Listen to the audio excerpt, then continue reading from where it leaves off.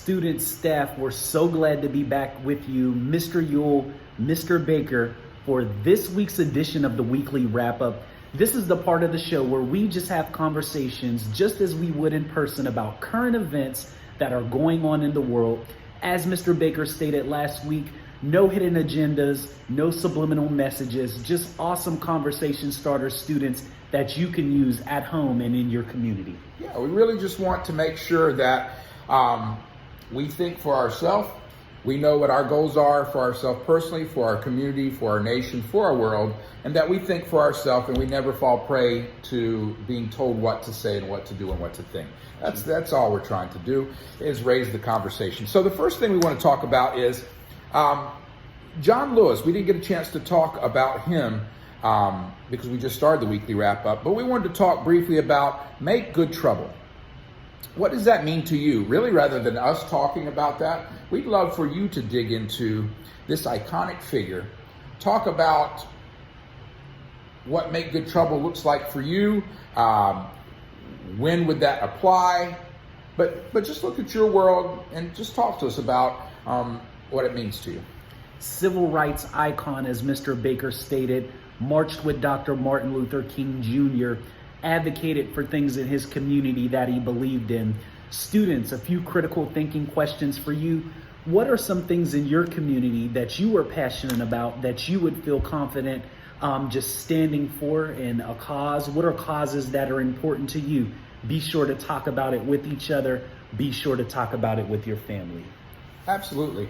And then there's some, we were just talking this morning about a recent development with the weather, and our hearts are going out to those in Louisiana.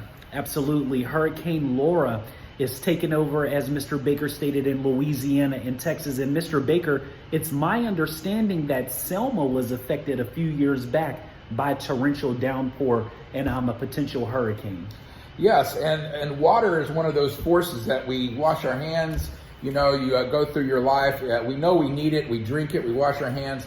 But it is a powerful force that is quite destructive when it comes down so many inches at a time. And then you add the wind to that. And so, our hearts go out to that. What does it mean when you hear of weather that's coming in or events that are coming in terms of critical questions? Will that make landfall in North Carolina? Look into it. Let's see. Will you be affected? If you are going to be affected, what kind of preparation would you need to have in your house to make sure that you're prepared for it and not caught by surprise?